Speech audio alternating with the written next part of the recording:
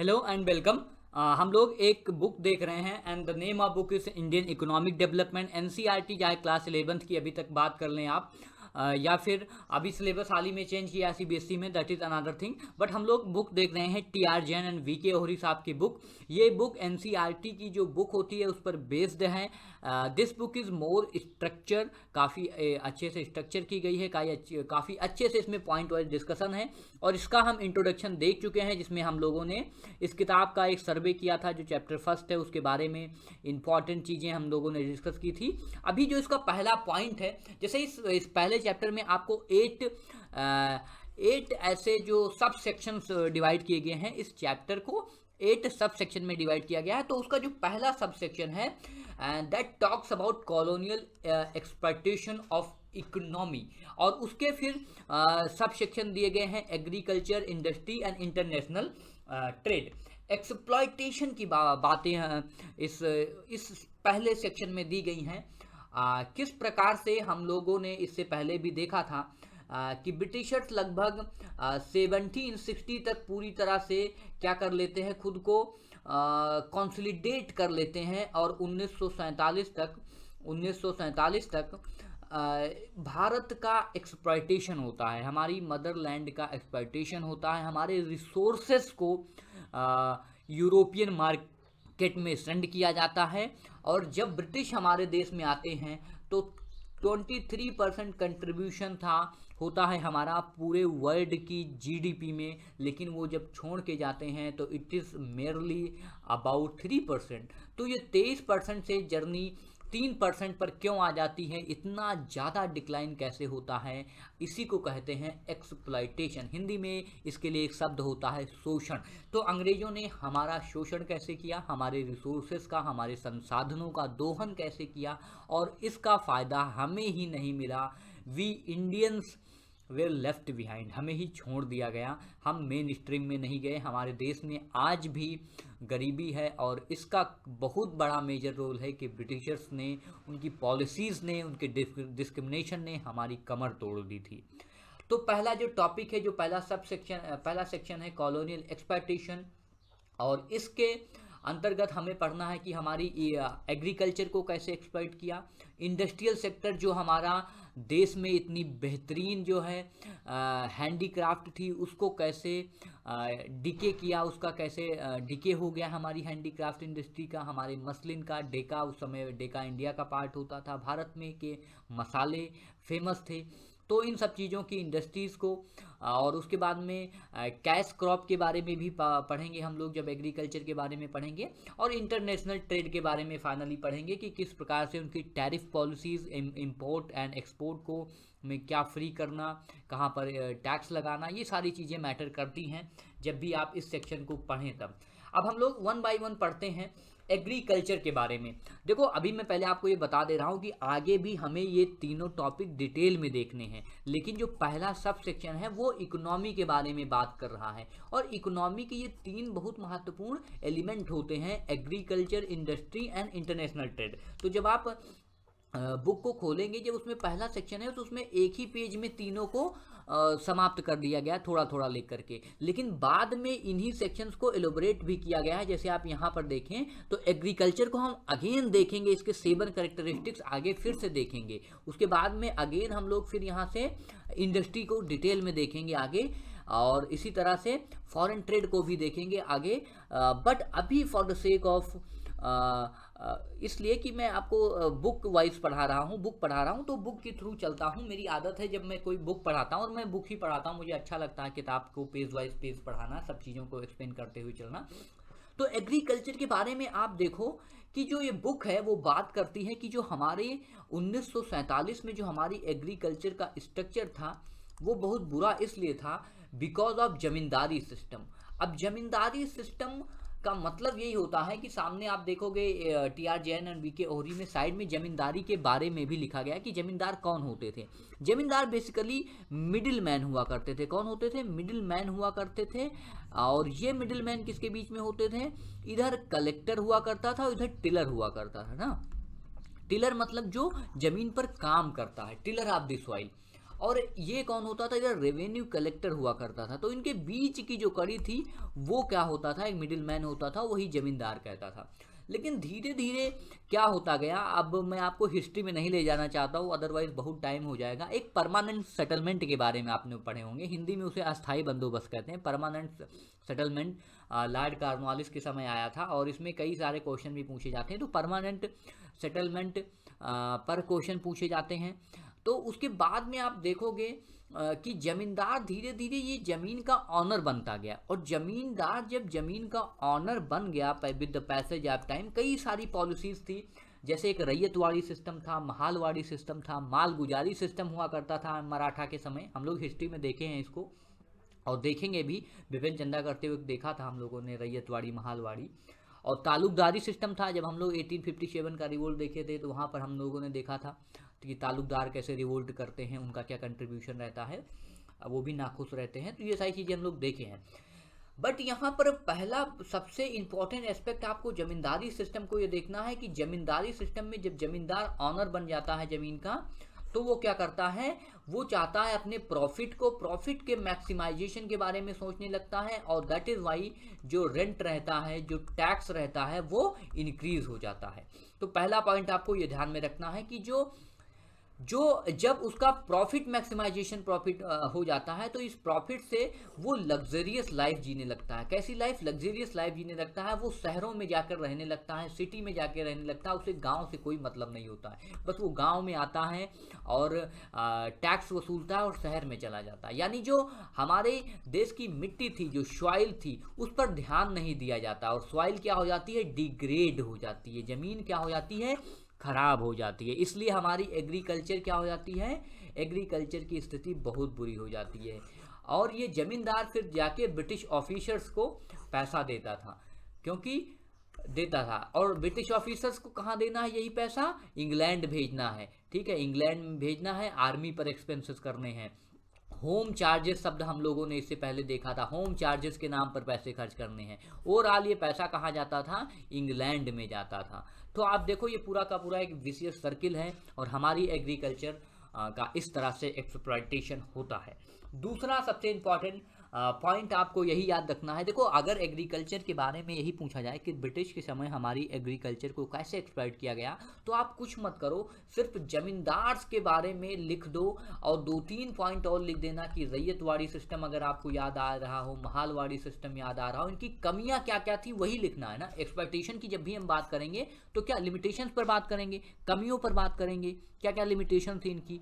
जमींदार को जब ऑनर बना दिया गया, he works for the profit maximisation, और जब भी कोई आदमी प्रॉफिट मैक्सिमाइजेशन पे बात करेगा तो वो क्या बात करेगा, टैक्स को इंक्रीज कर देगा, बढ़ा देगा। और जो सॉइल है, सॉइल पर खर्चा नहीं होगा कि इसको अच्छे से यहाँ पर नहर बनाई जाए, कैनाल बनाई जाए, उस पर इन्वेस्टमेंट नहीं होगा। एक जो है गरीब मजदूर अपना दिन रात इसमें जब खपाता है, और फिर उसकी लाइफ इसी में स्पॉइल हो जाती है, जो हमारी मिट्टी होती है वो डिग्रेडेड हो जाती है।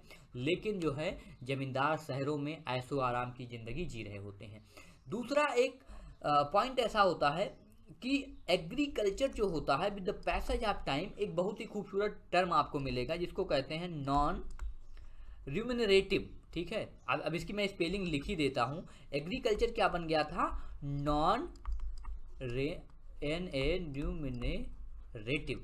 एग्रीकल्चर एक पारिश्रमिक वाली जॉब नहीं रह गई थी। एग्रीकल्चर में किसी को कोई फायदा नहीं मिलता था। जैसे आप कोई और जॉब करते हो तो आपको पैसे मिलते हैं, पेमेंट मिलते हैं, लेकिन एग्रीकल्चर में कोई ऐसा पेमेंट नहीं मिलता था। यानी कि एग्रीकल्चर से किसी की ना पर कैपिटा इनकम बढ़ने वाली है, ना इनकम बढ़ने वाली है। सिर्फ और सिर्फ जो जमींदार होते थे वो शहरों में दारू पीते थे। ठीक है, सिंपल सी बात ये कहें, लग्जरियस लाइफ जीते थे, वैश्यावृत्ति करते थे, ये सारी चीज़ें पुराने ठरकी जैसे इसको कहते हैं, टू बी वेरी प्रिसाइज, ऐसे शब्द यूज़ नहीं करने चाहिए, बट वो ठरकी होते थे ना, तो उनको कोई मतलब नहीं था कि ज़मीन पर सुधार हो रहा है या नहीं हो रहा है।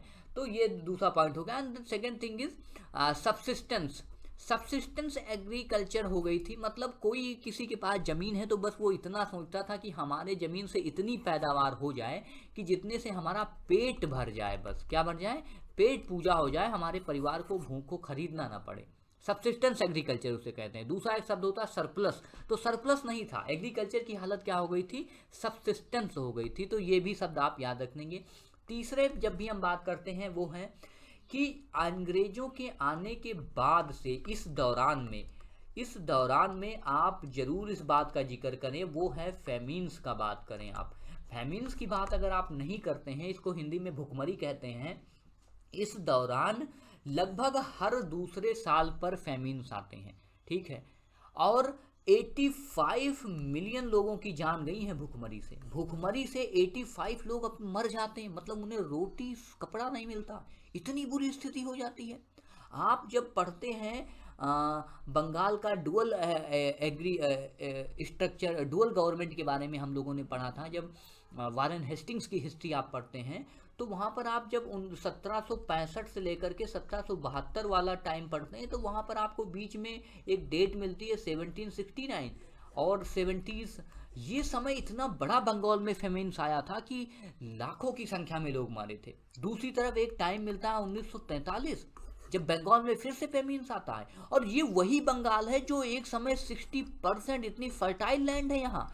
आप समझो बंगाल में इतनी नदियाँ हैं, यहाँ पर दोआब है, दोआब एरिया है, इधर ब्रह्मपुत्र आती है, इधर गंगा मैया आती हैं, और उसके बावजूद यहाँ पर इतनी फर्टाइल लैंड है, यहाँ का लोग मर रहा है, वो भी भूखों मर रहा है। क्यों? क्योंकि यहाँ पर कॉमर्शलाइजेशन कर दिया गया। तो चौथा पॉइंट आप ये याद रखने कि एग्रीकल्चर का कॉमर्शलाइजेशन कर दिया गया, और जब भी कॉमर्शलाइजेशन किया गया, कॉमर्शलाइजेशन से किसी को फायदा नहीं हुआ, कॉमर्शलाइजेशन, ठीक है। तो चौथा पॉइंट आप ये भी याद रखने कि जो कॉमर्शलाइजेशन एग्रीकल्चर का हुआ, जिसमें कैश क्रॉप पर ज़्यादा ध्यान दिया गया, जिसमें इंडिगो पर ध्यान दिया गया, जिसमें ओपियम पर ध्यान दिया गया, जिसमें टी पर ध्यान दिया गया, जिसमें कॉटन पर ध्यान दिया गया, लेकिन गेहूं चावल जिससे पेट भरता है उसको इग्नोर कर दिया गया। तो ये 4 पॉइंट्स, मैं आपको फिर से 5 पॉइंट रिमाइंड कराता हूँ। जमींदारी सिस्टम। दूसरा है एग्रीकल्चर क्या बन गया, नॉन रिम्यूनरेटिव बन गया, इसमें मतलब किसी को पेमेंट नहीं मिलता था, एक ऐसी सब। और चौथा हो गया एग्रीकल्चर सब्सिस्टेंस बनकर रह गया, बस उतना उग जाए जितने में पेट भर जाए। उसके बाद में फेमिन्स इंटरवल पर आने लगे, ठीक है। तो ये सारी ध्यान में चीज़ें रखने हैं। इसमें आप 1769 वाला फेमिन्स को डिस्कस करेंगे, 1943 वाला डिस्कस करेंगे, और जब आप बाल गंगाधर तिलक को हिस्ट्री हम लोग, अभी मुझे याद आ गया, जब बाल गंगाधर तिलक साहब को पढ़ेंगे तो तिलक साहब की आप जब लाइफ स्टोरी शुरू करेंगे तो पहली बार जब वो जेल जाते हैं तो वो इसीलिए जाते हैं क्योंकि पूना के आसपास में महाराष्ट्र में फेमिन्स आ गया। तो आप ये डेट भी अगर आप चाहें तो 1897 के आसपास भी बंगाल और पुणे में बहुत ही फेमस फेमिन्स आया था, और उसकी आवाज़ उठाने के लिए जो तिलक साहब थे उनको जेल जाना पड़ा था। और 5वां पॉइंट आप यहाँ पर मेंशन करेंगे कॉमर्शलाइजेशन ऑफ एग्रीकल्चर। तो देखो, मैं आप ये इमेजिन करो कि आपके सामने वाइट बोर्ड है और मैं वाइट बोर्ड पर लिख रहा हूँ, तब आप इसको नोट डाउन भी करते रहो, क्योंकि वाइट बोर्ड पर कोई इतने अच्छे से लिख नहीं पाता, दैट इज़ वाई मैं पैड पे लिख रहा हूँ। और कुछ स्पेलिंग देखो अब आपको ध्यान में रखनी होगी, कॉमर्शलाइजेशन की जैसे स्पीड हो गई, सॉरी स्पेलिंग हो गई, सब्सिस्टेंस की स्पीड हो गई, एक शब्द होता है नॉन रिम्यूनरेटिव, इसका स्पेलिंग और प्रोनाउंसिएशन दोनों ध्यान में रखना है। तो ये हो गई एग्रीकल्चर को कैसे एक्सप्लॉइट किया गया। दूसरा बात हम लोग करते हैं इंडस्ट्री पर। जब भी देखो इंडस्ट्री की बात होती है तो आगे तो हम इसको डिटेल में देखेंगे, लेकिन 2 पॉइंट बहुत ही इंपॉर्टेंट आपको डिस्कस करना है। वो पॉइंट है कि एंशियंट इंडिया का थोड़ा टच देना है आपको इंडो रोमन ट्रेड से शुरू करना है। इंडो रोमन ट्रेड के बारे में बताओ कि कैसे एक समय हमारे देश में इतना अच्छा व्यापार, इतनी अच्छी इंडस्ट्रीज थी कि हमारे देश के सामान जो हैं रोमन एम्पायर में जाते थे, ठीक है। और दूसरा, जब ब्रिटिशर्स आते हैं, ठीक है, जो ये यहाँ से आपको यहाँ पर इंडो रोमन आपको ये देखना कि हमारे देश के सामान रोम में भी फेमस हुआ करते थे। दूसरा आप ये याद रखो कि जब ब्रिटिशर्स आते हैं तो ब्रिटिश की जो बाजार होती थी वहाँ पर जो ढाका जिसे आज हम कहते हैं, ढाका का जो मसलिन होता है ना, मसलिन में जो कपड़ा होता है वो इतना फेमस होता था कि आपने पढ़ा होगा एनसीईआरटी में एक चैप्टर ही था कपड़ों के इतिहास के बारे में, तो उसमें कितना हमें पढ़ा जाता था कि भारत के मार्केट के कपड़े होते थे, खासकर ये बंगाल में ढाका वाला जो एरिया था वहाँ के जो कपड़े होते थे वो यूरोपियन मार्केट में उनको पहनना एक प्राउड समझा जाता था कि अरे हम तो जो है ढाका का मसलिन पहन रहे हैं। वहाँ पर जो पार्टीज़ होती थी वहाँ महारानी वो कपड़े पहनते थे जो हमारे देश से जाता था। लेकिन क्या कौन सी ऐसी चीज़ हो गई कि हमारे जो इंडस्ट्रीज थी वो पूरी तरह से डिके हो गई। तो इसमें दो तीन कारण आपको ध्यान में रखने हैं। पहला तो इंडस्ट्रियल रेवोल्यूशन आपको डिस्कस करना है। इंडस्ट्रियल रेवोल्यूशन आ गया था कहाँ पर, इंग्लैंड में आ गया था इंडस्ट्रियल रेवोल्यूशन। लेकिन ये इंडस्ट्रियल रेवोल्यूशन हमारे देश में नहीं आया, हमारे देश में काफ़ी देर में आया। तो मॉडर्न टेक्नोलॉजी में हम काफ़ी पीछे रह गए, ठीक है। और ड्रेन ऑफ वेल्थ हमने डिस्कस ही कर दिया। हमारे देश से जो है सामान जाता था कहाँ पर इंग्लैंड में, और वहाँ से मशीन से बन के वापस हमारे देश में आ जाता था। तो इंडस्ट्री का जो है आप ये रख लो कि हमें इंडस्ट्रियल रेवोल्यूशन के साथ थोड़ा हम चल नहीं पाए, ये बहुत इंपॉर्टेंट एस्पेक्ट था। दूसरा यह था कि जब अंग्रेज आए तो जो प्रिंसली क्लास थी ना हमारे देश में, जो प्रिंसली क्लास होते थे, राजा रजवाड़े होते थे, इनका भी डीके हो गया। मतलब अंग्रेज इनको अपने में मिला लेते थे, इनको जीत लेते थे। तो पहले राजा रजवाड़े खूब बड़ी बड़ी फैक्ट्रियों में इन्वेस्टमेंट करते थे, वहाँ कपड़ा बनता था तो राजा रजवाड़े खरीदते थे। तो जो बुनकर होते थे, जो हैंडीक्राफ्ट होते थे ना, वो हैंडलूम्स होते थे, वो चलते रहते थे। लोकल मतलब पावर हैंडलूम की मैं बात नहीं करता हूँ। जो हैंडीक्राफ्ट इंडस्ट्री थी वो काफ़ी ब्लूम होता हुआ करती थी। लेकिन जब राजा रजवाड़े ही नहीं रहे तो उनको खरीदने वाले भी लोग नहीं मिलते थे, ठीक है। एक आम आदमी अच्छे बढ़िया वो कपड़े अफोर्ड भी नहीं कर सकता था। लेकिन प्रिंसली क्लास का होना बहुत बड़ा बल देता था जो इंडस्ट्री होती थी, हैंडीक्राफ्ट इंडस्ट्री। और तीसरा आपको ये याद रखना है कि जो कॉटन एंड सिल्क की इंडस्ट्री थी, आप देखें कॉटन एंड सिल्क की जब भी हम बात करते हैं तो ये एक प्राउड मूवमेंट होता था यूरोपियन मार्केट में। लेकिन जो टैरिफ फ्री इंपोर्ट का ये लगा दिया गया, पॉलिसीज़ लगाई गई ब्रिटिश सरकार द्वारा। अब जैसे देखो हमारा देश भारत है, यहाँ से कॉटन एंड सिल्क जा रहा है, वो भी फ्री में जा रहा है, मतलब कोई टैक्स नहीं है।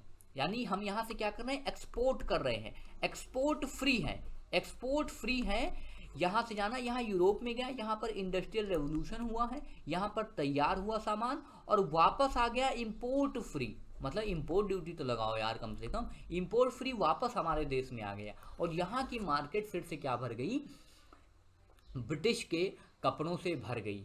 तो आप ये ध्यान में रखने, 3 पॉइंट आप मेजर आप याद रखेंगे इंडस्ट्री में। पहला, हम मॉडर्नाइजेशन नहीं आए, हमारे यहाँ इंडस्ट्रियल रेवोल्यूशन थोड़ा लेट आया, हमारे यहाँ की प्रिंसली क्लास वो डिके कर गई। और जो टैरिफ पॉलिसीज़ थी वो क्या करती थी, डिस्क्रिमिनेटरी थी।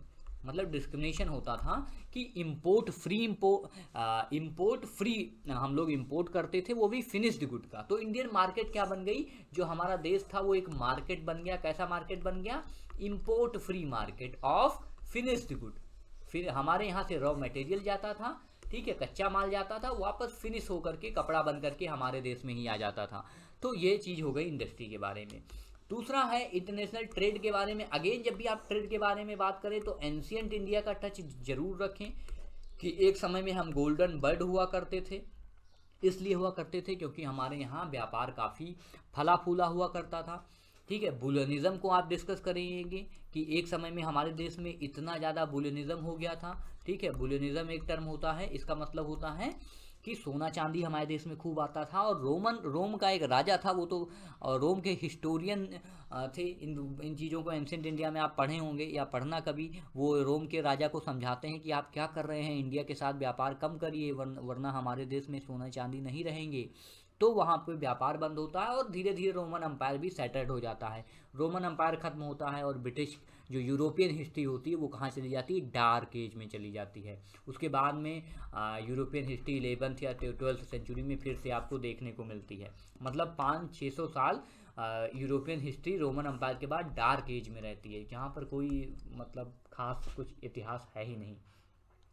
तो आप पहले ये इंडो रोमन वाला टच देंगे जब भी इंटरनेशनल ट्रेड के बारे में बात करेंगे। उसके बाद में आप फिर यही बात करेंगे कि ड्यूटी फ्री एक्सपोर्ट होता था हमारी ट्रेड को। हमारी इंटरनेशनल ट्रेड जो इतना समृद्ध था, इंटरनेशनल ट्रेड में हम एक समय जीडीपी में 23% कंट्रीब्यूट करते थे। ये फैक्ट मैं आपको कई बार डिस्कस कर देता हूँ क्योंकि कम से कम कुछ फैक्ट तो हमारे दिमाग में रहने ही चाहिए।